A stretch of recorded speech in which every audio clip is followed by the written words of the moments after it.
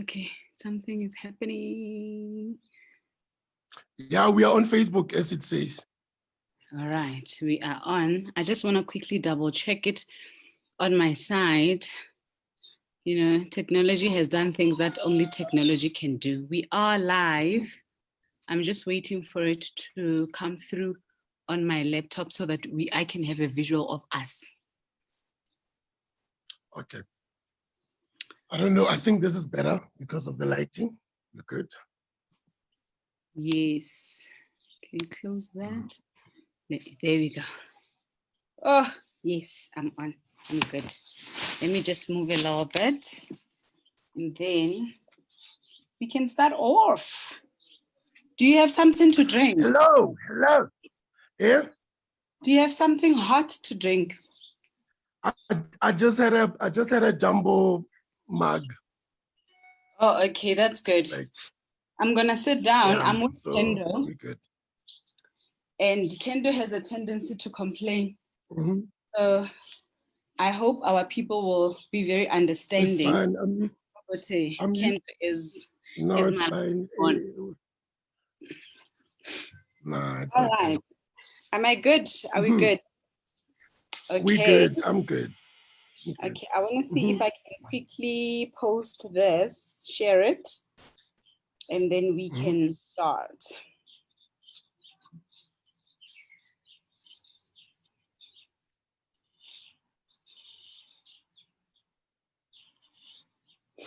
Anyway, by way of starting, while you're sharing, Yes. what inspires you? What inspired you to do the season? I mean, this series. Yo, nobody has actually asked me that. Wait. But to be honest, Well, I'm around. there's a first time for everything. So I wanted to write a book about my experience, you know, in marriage, in relationships, and just put it on in a book, you know, stories that would one day help somebody else in their situation. And what stood out is the fact that often enough, when we are facing challenges as women, we are told Bekezela, that's what a woman does. And over the years, I think in marriage, I've actually found it annoying. The phrase Bekezela Ntombazane, I've actually just found it so annoying that why is it only a woman's role to Bekezela? What about the men? Because should I do half of the things that men do as a woman, they would not give me even a quarter of a chance. You know, a lot of time, I will be disregarded. I will be labeled as a woman to say, "Kiwanyana or loose." But for men, for some reason, we have allowed ourselves to understand to a point where rona basadi ke rona di advocate tsa banna, le dilo tse banna ba di buang. So I felt, no, Bekezela Ntombazana, what is it really that we are bekezeling for? You know, yes, we need patience as people. We need, I mean, one cannot be labeled or referred to as being resilient if you have not, for some reason, bekezela something in your life, right? Yeah. But where do we draw the line? I actually posed this question yesterday at a church event that I was attending for women to say, where do we say Bekezela Ntombazana guqanga amadolo ukhuleke? And where do we say draw the line and say this is not the time yakubekezela, pack up your bags and go? Because a lot of people, a lot of women, let me put it like that, a lot of women I mean, they're beaten up, they're raped, some of them by their own spouses. They're raped, they killed. And yet, when they have died, this is where we say, oh, but why did she stay? Why did she stay in such a relationship? Well, why didn't she speak up? She spoke up. She was just told Ukbegezela. Bekezela, yes. And Yeah. the Like whole concept the of it, womanhood. The womanhood is under. You were saying? I'm saying the womanhood is your woman. Wait. Womanhood, Yeah. your Your Sorry, womanhood is called. You were muted. Just go ahead. All right. The womanhood is under scrutiny when the woman stops playing by everyone else's rules and put themselves first, right? So it's like you rightfully said, Bekezela for how long, and what exactly is it that you need to Bekezela for, right? Yes. Because at the same time, in the same breath, we let's talk about our cultural backgrounds and our religious backgrounds and where we come from and where these kind of teachings come from, right? So you're told to Bekezela, but not necessarily what to Bekezela for, right? And at the same time, you're taught you can never change another human being. You can never change someone else to something that they don't want to be, right? And when you try to change someone to be something they're not, you're a witch, which is true. Anyone that attempts to change another human being for their benefit, right? And sometimes to the detriment of the next person, wa lawyer. You must really be very powerful. Yes, you must really be powerful to be able to change somebody else. You know, I remember another conversation between me and this other lady, and she's like, what is with you always putting this superhero cape, wanting to change people? Who gave you the power to change something you did not create? And I was like, what did you say? You know, but she was, in all honesty, I went out of that conversation thinking, oh hell, she just called me out. She just called me out. And you know what? My back is against the wall right now. And there is nothing for me else to do but to put the superhero cape down, because I don't have the power to change anyone. People change when they want to change and they see effect of that change, and it's always for them. We always do what is best for us, you know. And it's a big thing for us, because we are always for, I want to change him. You go into a relationship with the person knowing exactly who they are, them having shown you exactly who they are, but instead of learning and taking away those learnings and the red flags being flashing all over, you go,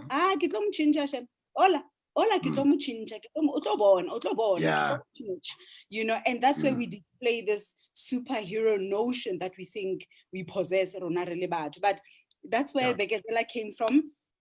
It was all about that. I was just reflecting in myself, and I was worried because one of my friends earlier on, actually, earlier, I think it was 2018, 2019, no, she was beaten up and by her husband and nearly thrown into the mine shaft.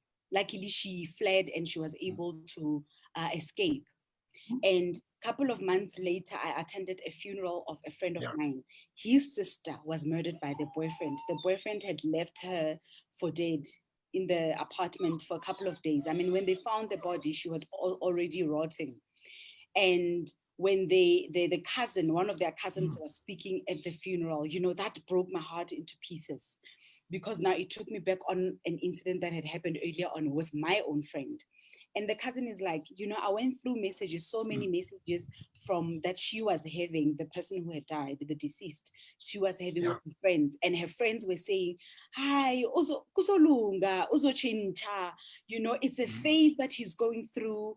And then the lady said, I am hurt because we are a family of attorneys. We are very well informed about the law. And the law says, should you feel like you are threatened, you know, it's your right to go and report it and get a restraining order.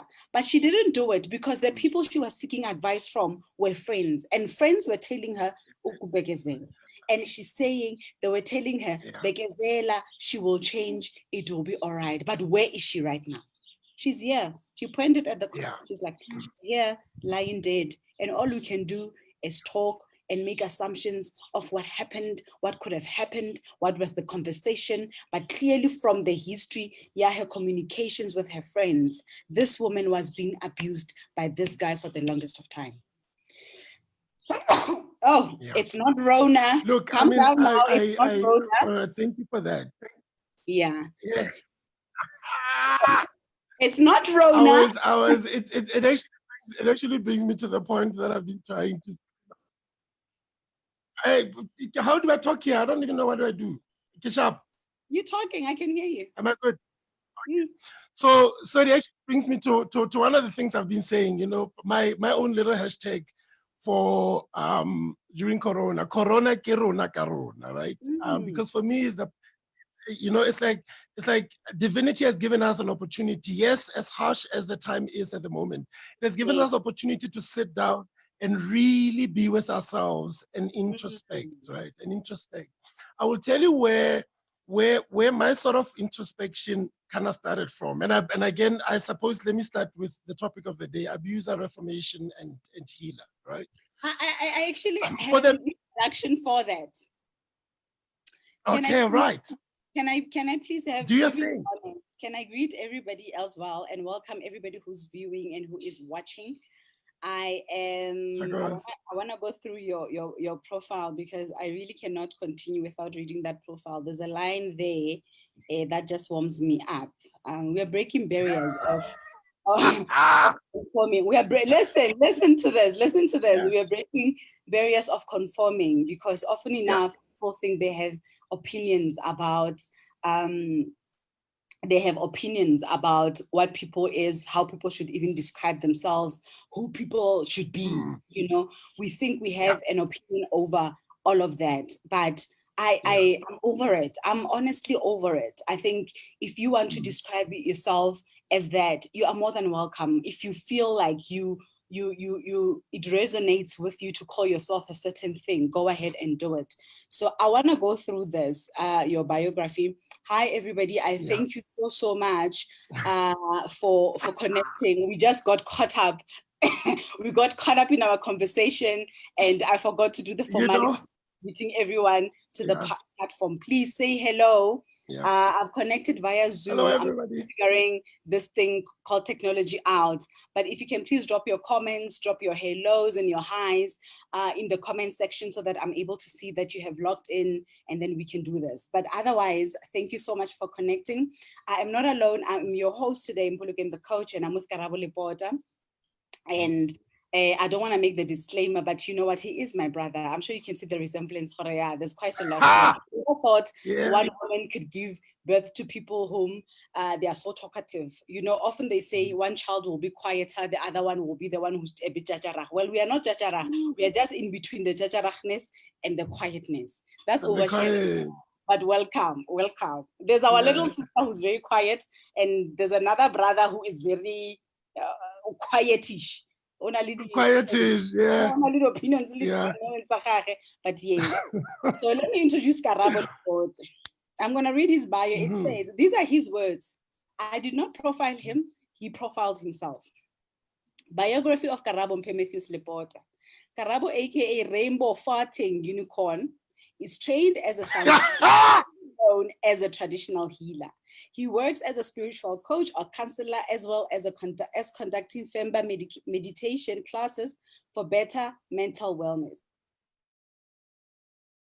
Above, Karabo is a loudmouthed, opinionated, creative strategist who is like all things new. He lands himself in hot waters, often for speaking his mind, almost all the time, and going against tides. He's known as a delinquent child by his Tuck family, the ever-needed thorn for the roses, passionate about evolution of mankind, as well as Mother Nature and her beings, Takarali. You know, he forgot to mention that he is one of the most caring people that I know. He's very caring. I'm not saying it as my brother, but he's very caring, he's very kind, and he's one of the people that really takes into heart about mankind. He loves humanity. And yeah, I just had to weigh that into the biography because seemingly doesn't know that part about himself. But anyway, thank you so much for joining us, Karabo, on this live. Thank you. Thank you for, first of all, thank you for inviting me, right? Yes. Well, initially the invite was not for you, but anyway, we're high shaking. It's been, can I just say hello? Talk, yeah, I don't know, I get the connection now. Sometimes I think I'm talking, and then I hear, anyway, whatever. It's been quite an interesting one. Thank you so much for inviting me. When the invitation came through, there was a side of me that went, oh yeah, because obviously I'm excited because I'm going to be talking to you. But there was another side of me that was extremely humble. I was extremely humble because I think even when for the longest time, especially in the last couple of years, when my calling in inverted commas kind of started, right? Women's Day became a constant invitation, like, you know, like like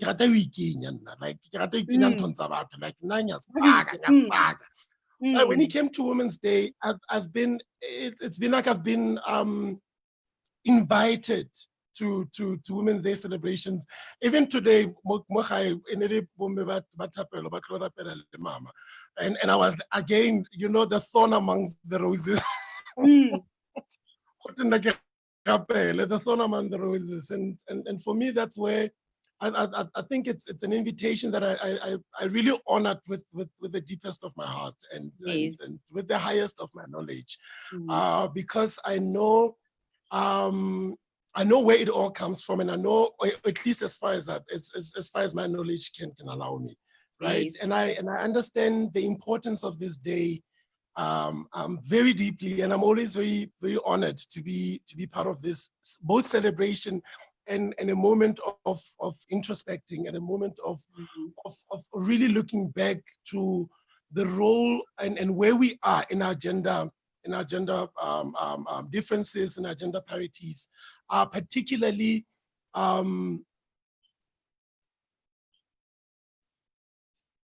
I want to find the right word. The attack. Let me use the attack. Yeah. In fact, let me not find right words. The attack on women, the gender women, right? Yeah. The attack on women for me has been something that I feel very strongly against, right? I'm tempted to say that this kind of started years ago when we started during the 16 days of activism campaign that I did, Lebo and Ronald, right? Yes. And for that 16 days of activism, remember we did the whole, you know, different parks in Joburg and doing self-defense classes, right? Yes. Because I had gotten to a point for me, you know, as a marketing communication strategist, or as a communicator in my field, right? To always be in the news. I always read the news with a sense of, like, my name is Karabo, so I always want the answers. Now I want to solve problems, right? I always want to solve problems. So I was looking at, you know, the headlines, the statistics, the narrative that was talked about when it comes to gender-based violence, especially particularly women, you know, women abuse and child abuse, right? And in all of the narrative that that everyone was talking about, there was an almost insistent message on men to change. Right? An insistent message on men to change. Men need to change. Men need to do better. Men need to do better. Men need to do better, right? Look, I'm a recovering addict. I rehab it. So, you know, the Serenity Prayer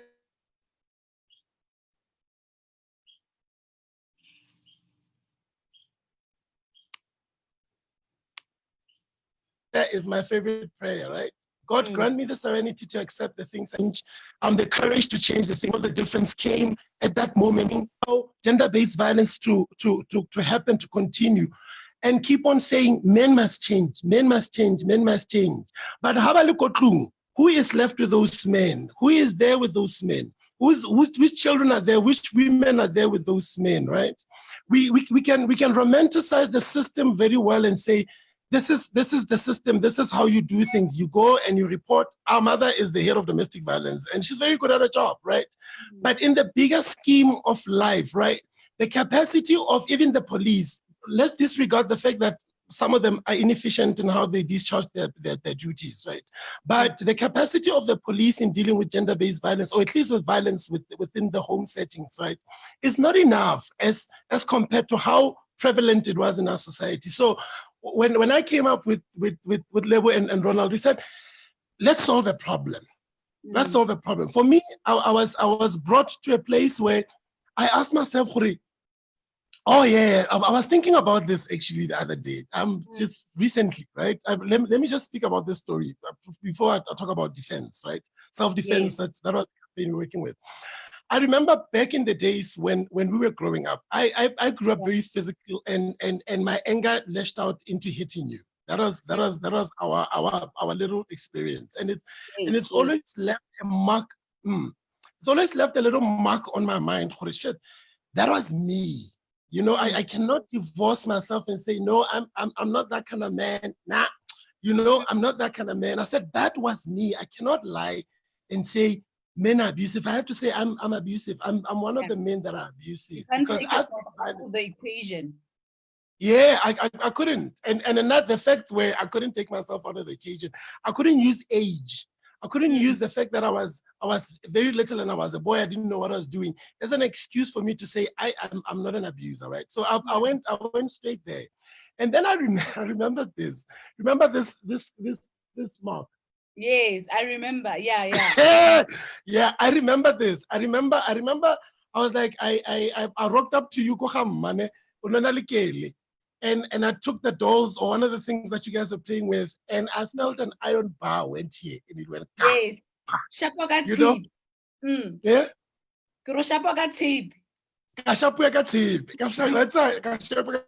And I don't remember ever even lifting my hand to you or anyone after that incident, except when I was highly provoked, right?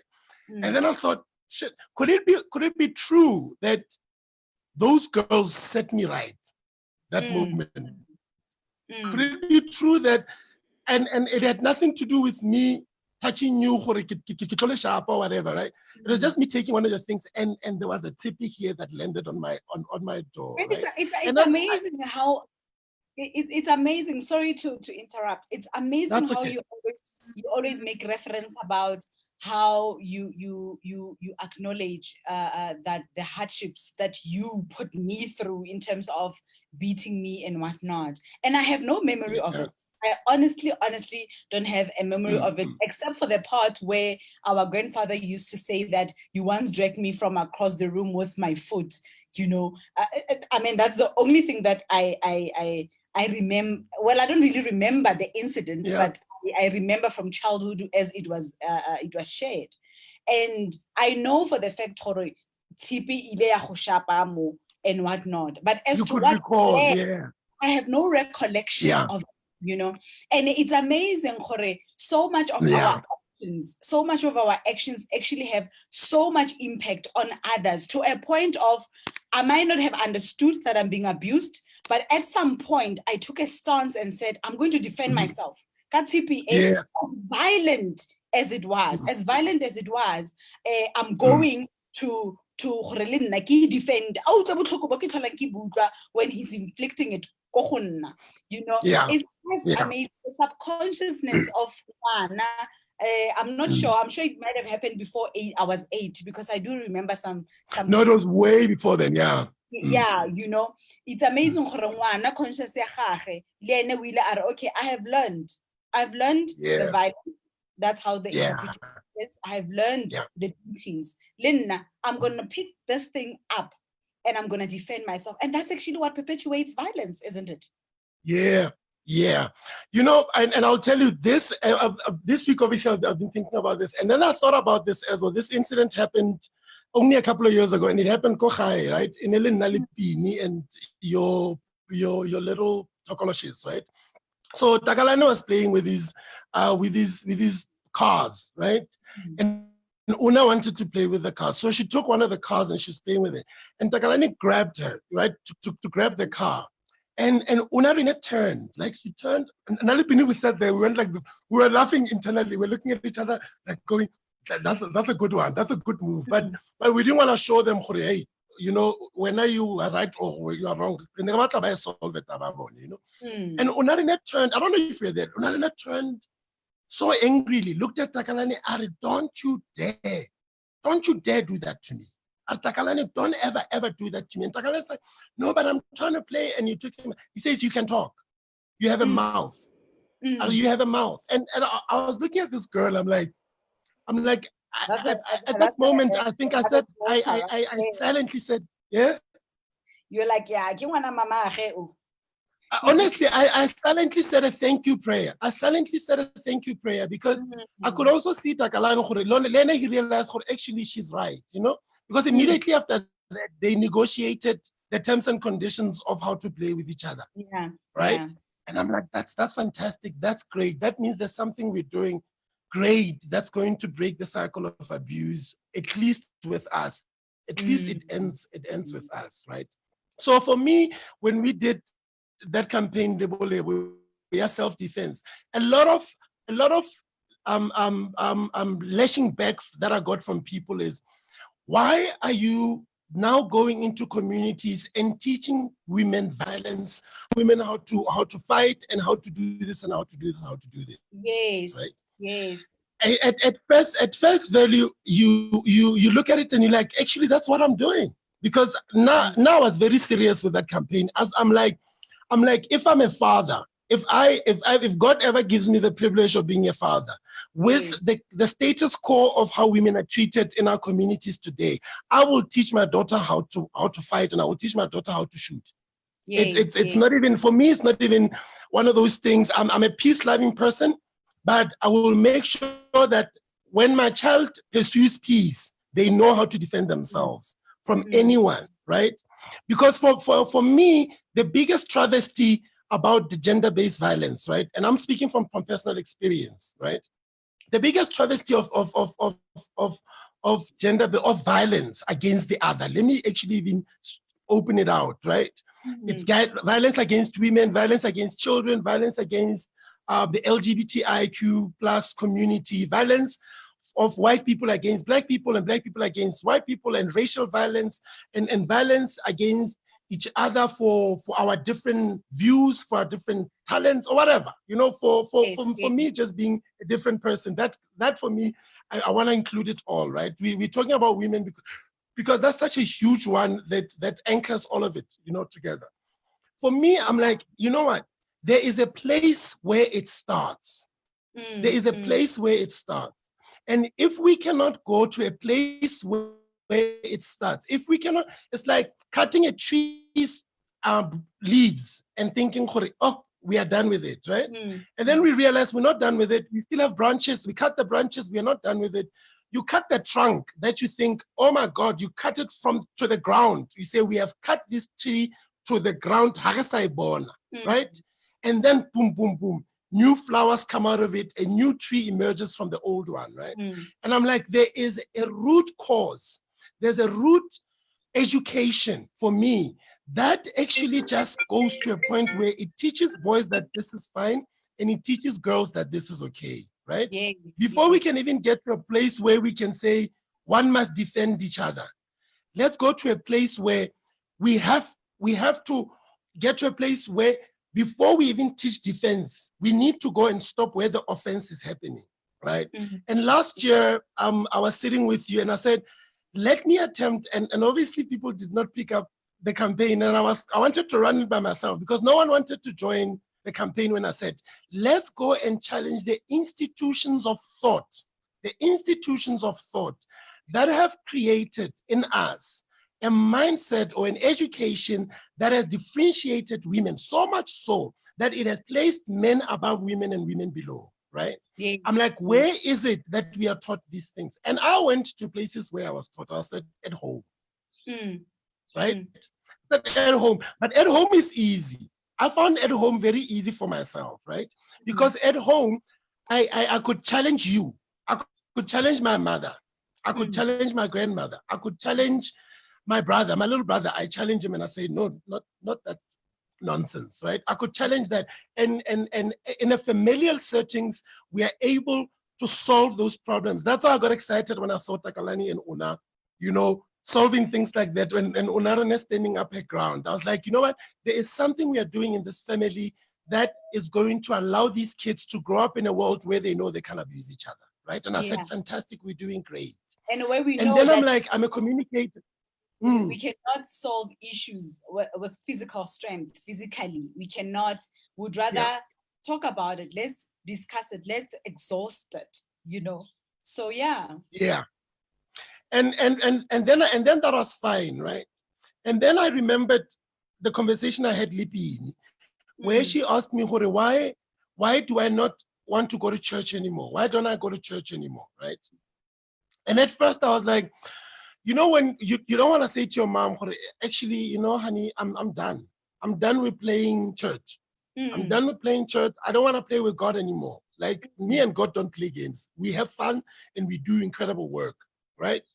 But I was like, how do I explain to my mom my resistance for sitting in a church service long enough for me to say I was good the whole time without me saying, you know? And I wrote an SMS, and I said in the SMS, I said, you know, for as long as the church is adamant that me being gay is an abomination against God, and they feel they're free to teach that in church, right? With what I know about my sexuality, I said I stop there. I don't RSVP to a party where I'm going to be abused while sitting there and paying tithes and offering. And pay someone's salary and pay someone's livelihood for them to tell me that I'm invalidated, I am an abomination, meaning I am something that God is disgusted with. I said, I will not put myself through that. It's not good for my mental health. You have seen what happens when my mental health is attacked. Funny things happen. I said, secondly, I don't want to go to a church because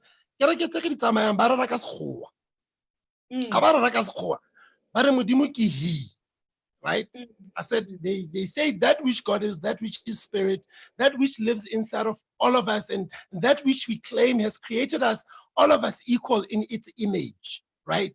Yeah. I said, for as long as the church, for me, uses, I don't know, adjective or whatever, or whatever, he, she, right? For as long as we call God he, there is no way I can sit in a church that refers to divinity as he, because by implication, what it does, it says to this woman and to this young girl that I'm sitting next to, that you, the same God we are speaking about, that we are calling almighty, that we are calling a mighty warrior, that we are calling great, that we are calling loving, that we are calling supernatural, right, has created you to be substandard to me as a guy, as a man, right? Because we say God is he, and then we look at the genderization of God, of divinity, of the spirit that lives inside of us and gives us life and created us to be exactly who we are. We genderize it. The church has genderized God to a point where I cannot divorce the fact that you as a young woman, right, in your development, in your psychological development, in your growing up, right, you had to teach yourself that actually this is nonsense. This is nonsense, right? I am not a lesser of a human being to a man, as much as I grew up being taught like that, right? And we don't understand. And I'm like, the power. Sorry to disturb you. We don't understand the power that institutions have given to abuse. We don't understand how institutions are the ones that have actually perpetuated the patriarchy, the system that now we want to all demolish. Because you go to a workplace, already you are a Black woman, you are struggling with the fact that you are of color, you are Black. And when you get there, you now have to struggle with the fact that, okay, because I am Black and I am woman, you know, automatically that translates to me being less of, you know, it translates to me being less of. And then we move away from that. We go into the, while we're still in the workspace, we get to the workspaces whereby most women are being felt like them being knowledgeable, them being hardworking, it's not enough. But for you to climb up the ladder of success, you need to somewhat avail yourself physically to the next man whom will approve your appointment of being validated into the workspace, right? And then we move away from the workspace and then we talk about where we go to the religious institutions. When we get to the religious institutions, the religious institutions are saying, oh, but you are a woman, what are you going to teach us? You know, you are good enough for and go teach school, you know, you are good enough for clean or decorate and whatnot, but you're not good enough to come share about the word of God. You're not good enough for you to be in the leadership because only merely because you are a woman, not because you have a connection with God, not because you've got talents and gifts that God has given you for you to give revelation of the word and the understanding of the word itself, right? Or even to develop. And then we move away from that. And now we go to culture, to our cultures. Culture ya rona. Culture e ke mang a isumulutseng. Who put this culture in? And how fit more culture, more on the issue of culture. You look at it, and when you hear who are the people who actually pushes the agenda, air culture, it's the women themselves. But no, as the culture ya rona. You hear a woman teaching a younger one to say, it has a culture ya rona. So you need to abide. You cannot be asking questions like that. You know, how you know, I'm mentioning small things. This is me mentioning small things. When a woman gets married,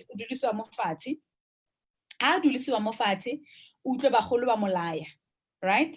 Bagolo ha ba molaya ba mmolella gore o itse gore monna ha botse gore o tswa ko kae ya buile ka 4 in the morning. Monna ha botse gore na what is that text? Who just called you? Monna ha di botse tseo.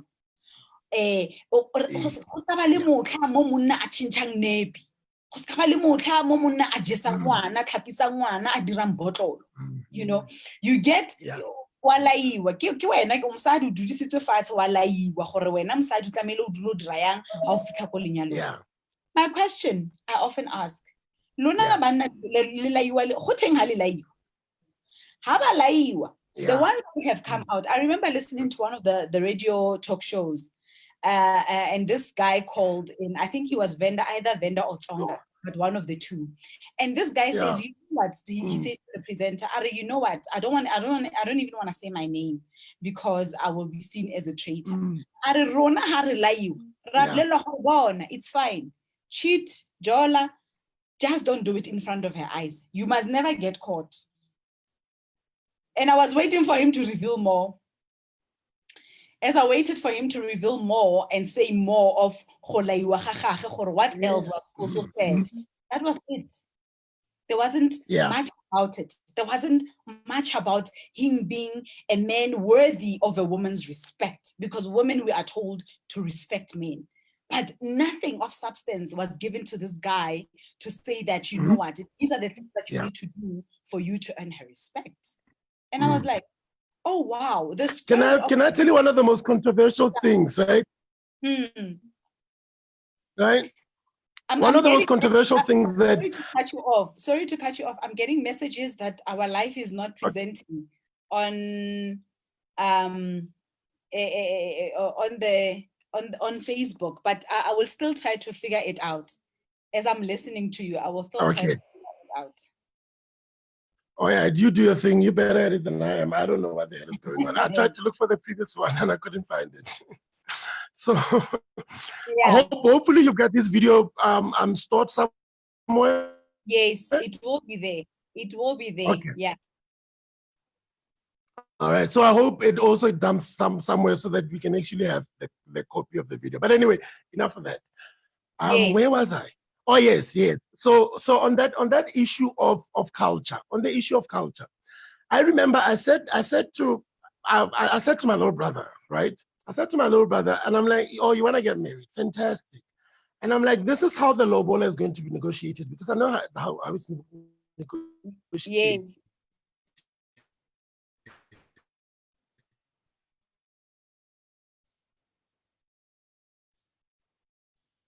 I remember at the time, so you know how crazy I am with my siblings. And when the lobola is negotiated, I was planning. I'm a little devil. So what I was planning is to sit in this negotiation room, right? And then have the bride family obviously make the demands, right? Yes. And then after that, I wanted to make the demands myself for him. Yes.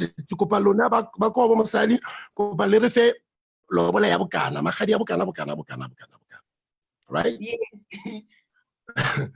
I was gonna do it.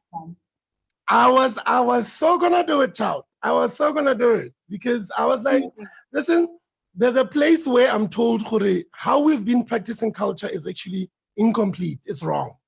It's incomplete because it creates an incomplete and imbalanced relationships between marriages, right? Yes, and yes. we need to stop right where we talk about two people, right? And I said, what is the nature of lobola? I don't know, it's to show gratitude. Perfect. Perfect. Le rona re bontsheng gratitude gore monna o godisitswe. Again, and all of those things and all of those things. So that the two people that are coming together know from the onset, right? That what we are coming here for, I am coming full gift, right? And then what? And so the demand that is made on you as a woman is that you have to be grown. Right? Nobody ever says thank you to a man because most of them actually are yes, okay. Hey.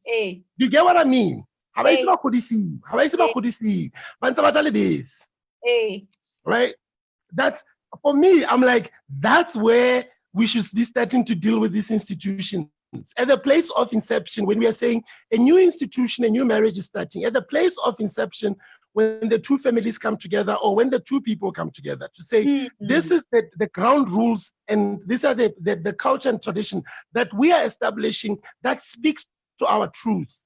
Because the one that we've been following for a very long time, the results of what it has created is not something that we want to invite into our marriage. For me, those are the places we need to go to, right? And last year when I said we need to go to places of tradition and culture where we are taught these things and challenge them there. Because now when we come to a place of sharing of ideas in the workplace, in our relationships, wherever, right?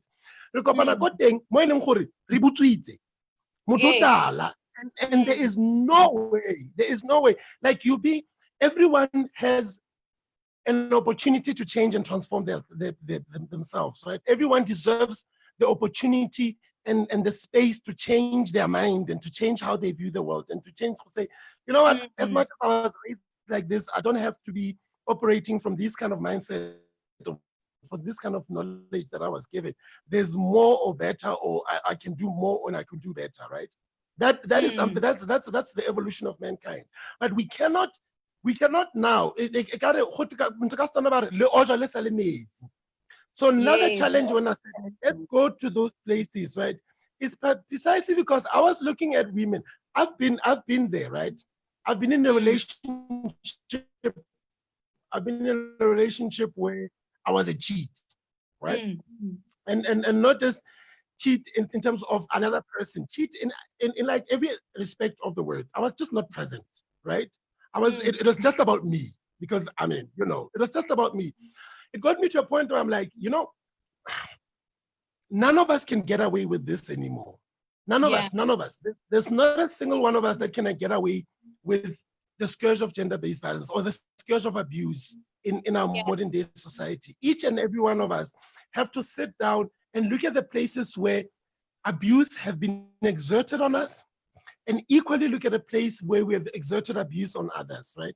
You mentioned earlier about workplace abuse. Let me tell you workplace abuse. Let me give you an example. Yes. It's something that also I thought about this week. It came to me this week. At the time the only time I ever got fired. Only time I ever got fired. When I got fired, let's speak the truth. When I got fired at ETV, right? I got fired for bringing company name into disrepute, right? And that was and for insubordination, right? The bringing company name into disrepute is because there was a blogger, right, who had written an entire blog, right, a review of the department I worked for, the department where I was a publicist in, and basically trashing our professionality, trashing our capabilities, trashing our ability to handle our work and to exercise our duties, simply because I refused to have 3 of his friends go to the VIP room at a party that we're doing. That's all, right? Yes. And when I replied to this guy who basically had written all of this basically you could read and say this, because at the time I was the only publicist in the department because another one had left, and an intern. It was just the two of us who were new. So he was mentioning these two people and he was talking nonsense, right? And then I hate bullying. I hate people that feel they have a power to bully someone and you can't respond. I responded with an email to this guy and say, nonsense, and whatever. And then I got fired for it, right? I was like, it was like, what the hell is this? Where the hell am I? You get fired for standing up against yourself, against potentially someone who's using their power, because give the media and they can write whatever they want to write, who's using their power to write and have the right to write whatever they want and write all kinds of crap. And I have to to smile and say yes, right? Yeah. And it's my job and I do it very well. And oftentimes I smile and say yes. But there are times when I'm like, no, man, this is really unjustified. This is unjustified nonsense and I'm not going to stand for it. And I got fired for that, right? And then immediately after I got fired for that, I went through like a mild madness, a mild crazy, right? Because I was pissed off. I was so angry and I had all this anger that had built up inside of me that I was unable to unleash the disciplinary hearing. I was unable to unleash CCMA because I had to present myself as a sane human being, and I was insane. And I wanted to be insane. I mean, to the matter of fact, right? But because I was unable to do that, right? This anger that was boiling inside of me had to find an outlet to come out. It had to come out. And at that time, I had not learned the tools on how to deal with my own anger and how to let my own anger subside and to heal my own anger, right? And I remember my ex Kaya said to me after incident number 2, right? The incident number 1, I fought with a guy called Bryce Moon in a club. And it's like, we fought what? Like over like a simple, we fought in the club, right? I got kicked out of a club. I'm come out, kicking and scheming. What did you do? Because the anger that I had felt had to come. Leave this guy who was a professional soccer player. So obviously, they had to kick out me because of course, unknown. You are the unknown in the equation.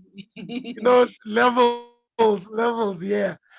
And that was me. And I remember the second time another guy came in go one of the clubs, right? And he says these fucking morphies, blah blah blah. Yo, I'm a lad. And because I had that anger, Yako TV, and a little fresh, like only a few months after I got fired, right? And then I remember Kaya looked at me and he says, I got scared there for a minute. And I said, why? He says, that's not the Karabo that I've come to know. I says, that one I don't know. And that one scared me. He said, it scared me. Like the anger was not at him, but obviously I'm sure in our day-to-day living, I subjected him to that anger that I felt I had to do on Echo ETV, and I subjected him to it.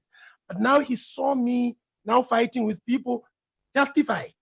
My fighting was justified, but he's like, that guy I don't know. I remember packing my car and I came here. It's so funny. I came here motorbike, right? And I asked myself these pivotal questions. And I said to myself, what the hell, right? What the hell? What the hell just happened? What the hell just happened? I remember after that, I packed and I went back to Cape Town, and I would only come back for your wedding and then move to Joburg that year. But for me, that moment, that moment when I lost my marbles, right? It became a moment of reflection when I realized, it's unfair. It's really unfair because I go out there and I give my best for miracle. Now I'm a gladiator. I give my best when I'm at work, and I will do whatever it takes for me to do a great job, right? And then instead of demanding that I be respected and I be treated with the best that I gave, right?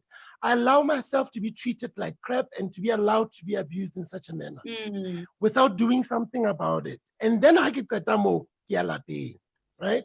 The person that I live with at home is the one that has to deal with my anger. And that's what the happens. one that has to deal with my frustration.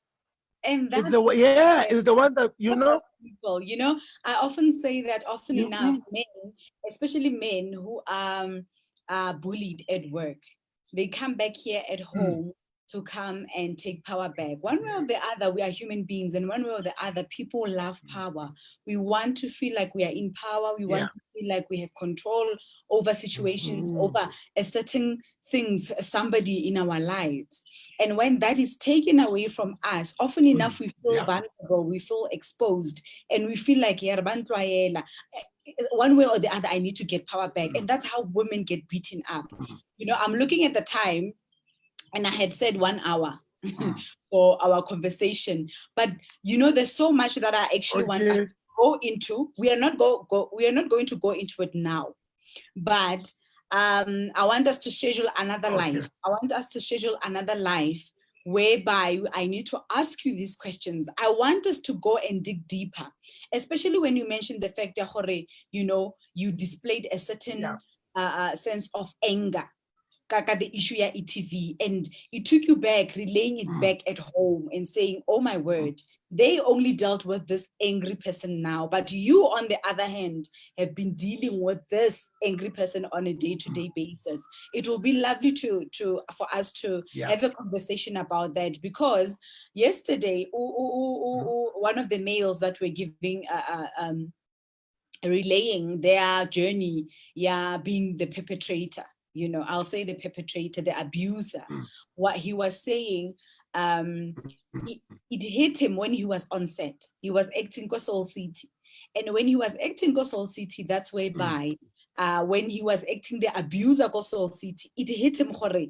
These people are saying, I'm an abuser, more scripting. And we are saying we are against the abuser, more scripting. But this is how I am at home with my wife. So what does it say? It says, yes, the script is actually about your life. You are actually the abuser in real life. And that hit him hard, and it caused him to reflect, and it caused him to say, hey, I am an abuser. I'm the face of the abuser. To be able to say that you are the face of the abuser, I think it takes a lot of energy. It takes a lot of vulnerability, of just leaving yourself nude, you know, leaving yourself exposed like that, because you are no longer this just face. You are a face of the boogeyman. And we are scared of the boogeyman. Yes. A lot of women, a lot of us, we are scared of the boogeyman. We have to constantly keep cognizant. Is my outfit appropriate? Not because I'm not comfortable in it, but because I am scared of being objectified in the public, by the public, you know? So I want us to go much deeper into that and have a conversation with that, because we are out of time. And with these issues of people being live and people not being able to see it, the recording will be there. That's the lovely part of it. The recording will be there, and people can watch it. But I want us to have a conversation with people engaging us, asking questions, commenting, because it's important. It's important for Can I? You were saying? Yeah. I wanna throw in a carrot for when we do the conversation again, because I'm actually loving it. I mean, I can do this every day.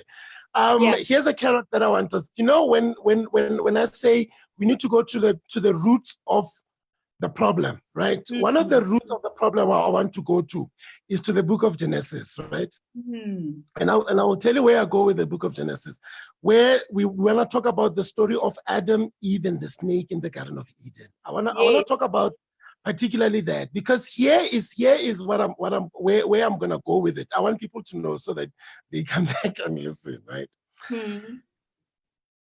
That story of a woman who was created for the enjoyment of a man is a falsified idea of what that scripture actually meant.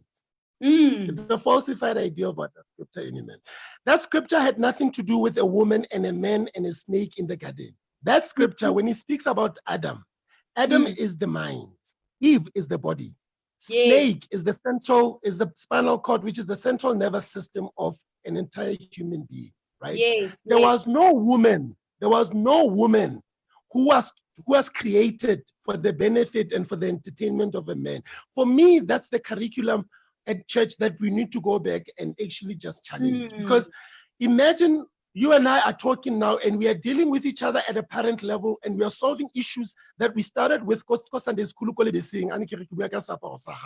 where already as a young girl, you were taught from the curriculum your role is that you were created for the entertainment of a man, of Adam, right? So be surprised. We cannot be surprised. We cannot today be surprised and claiming and claiming we are not part of the system when we ourselves at church were the ones that are teaching young girls and young boys when your gender was created for the enjoyment of this one's gender. And then we have a life that actually recreates of this narrative in our lives, right? With our culture, even with the church where, and for me, I want us to talk about those kind of things. And it's not an attack on the church, right?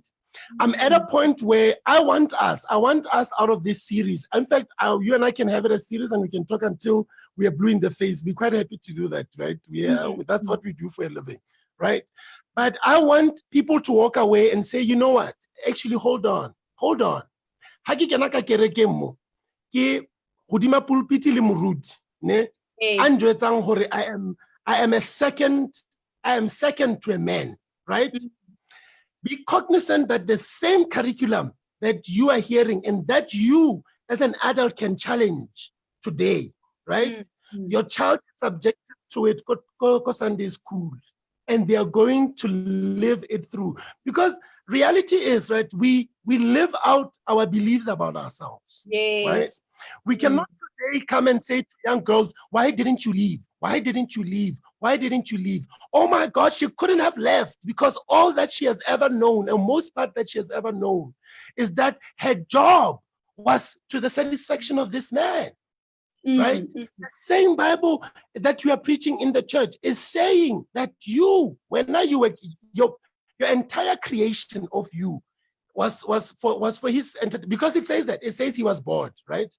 We need to go to those kind of places and ask ourselves, more the people that were writing this, what were they writing? What were they writing? Because for me, I'm at a point where looking. I'm at a point where I'm a gladiator and I'm always ready to get into the court with God.